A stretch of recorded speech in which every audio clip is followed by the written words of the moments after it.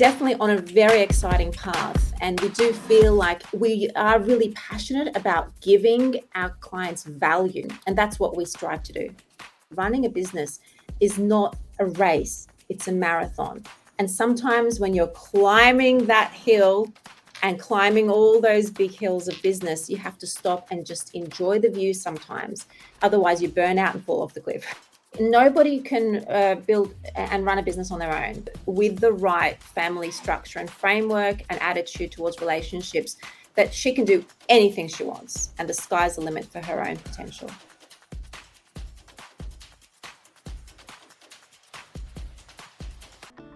Hi, I'm Azadeh Williams, founder and managing partner of AZK Media.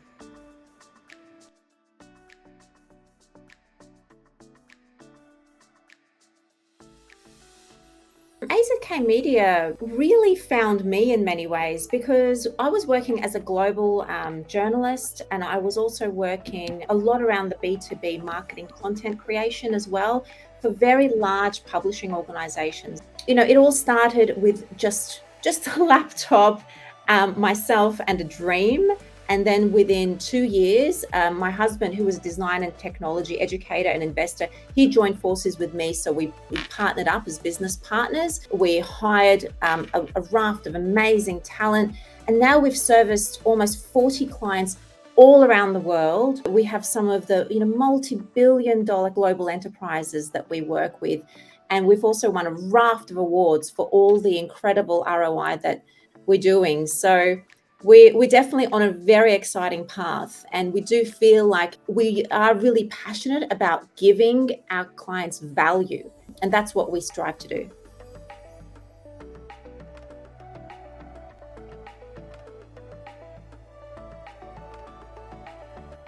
Yeah, so first and foremost, being a global journalist, really specializing in technology, AI, BI, marketing, MarTech, all the kind of really futuristic concepts, I think really helped me understand how to articulate B2B tech marketing messages in a very, very accessible and palatable and digestible way. I think beyond that is, our whole team is extremely experienced across design, creative, inbound marketing, digital marketing, data-driven marketing. So it's not just my own skills, but everyone's skills combined that create a really super powerhouse. On top of that, people assume, and a lot of other journalists think, well, every journalist can just set up shop and run an agency or run a consultancy. But bear in mind, before I was a journalist, I was also a lawyer. And being a lawyer really helped me understand accountability, transparency, contract negotiation, a lot of the wider business setup and structures that you really do need to be able to set up a framework and scale a business.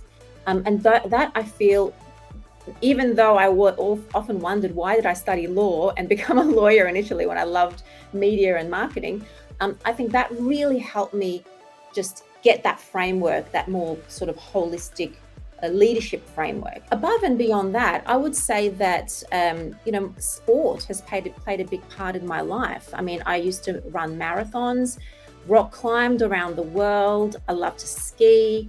And a lot of the sport, I feel like the experiences there helped me realize that running a business is not a race, it's a marathon.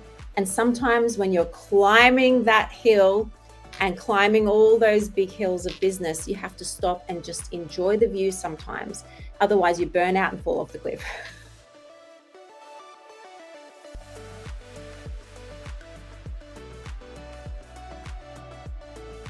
Yeah, it's interesting because my husband and I, we have a very modern relationship. So we definitely share a lot of the duties and parenting. My husband and I, we both run the business together. So obviously we need to create a schedule that we collaborate, and we really make sure that we're servicing our family and, ensuring that the household runs. And then also obviously our business efforts are made. I would say that, we aren't a traditional family where, the the wife does everything around the house and the husband goes and makes all the money. It's definitely not that. We're definitely pushing all the boundaries of what is expected from women and men in relationships and in business. And I feel like that sets up a really good example for our daughter, who can see that with the right family structure and framework and attitude towards relationships, that she can do anything she wants and the sky's the limit for her own potential.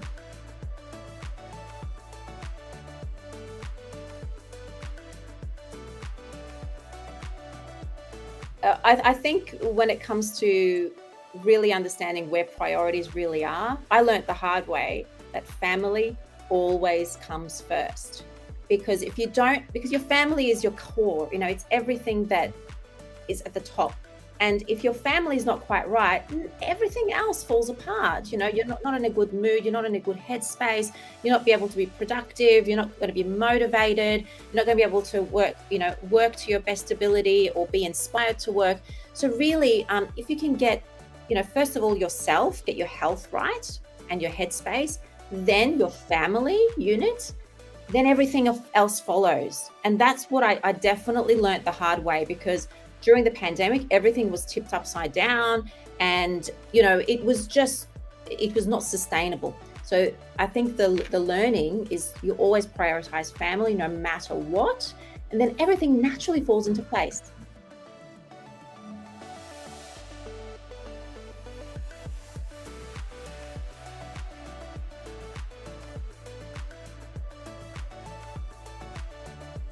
So as an example, I wake up 5 o'clock in the morning every day.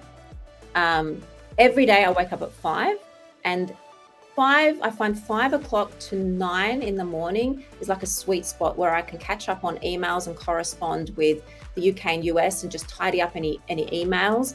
And then I have a quiet zone where I can really focus on deep dive work or deep dive ideation. Those 4 hours are probably my most productive of the day before the day even begins.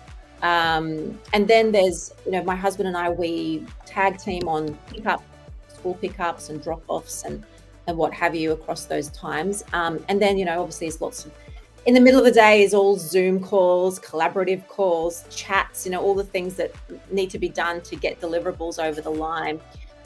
There's a good section in the afternoon, which is just purely family time, where everything is turned off.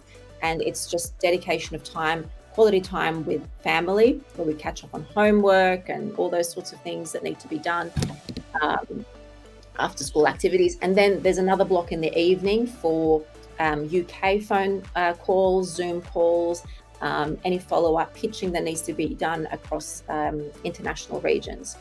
So that's pretty much how the general days work. What we try and do is Mondays and Fridays, we have no client Zoom calls. All client calls are Tuesday, Wednesday, Thursday. So we don't have Zoom burnout, because Zoom burnout is an actual thing. You need to have enough brain space to create, be productive, be happy, be healthy. So Monday and Friday are really our deep dive where we work, we ideate. We really just, because it's very content heavy what we do, video content, long form content, PR content. It's very content heavy. So we need that time to really create that premium content output. So that's generally our week, our workflow.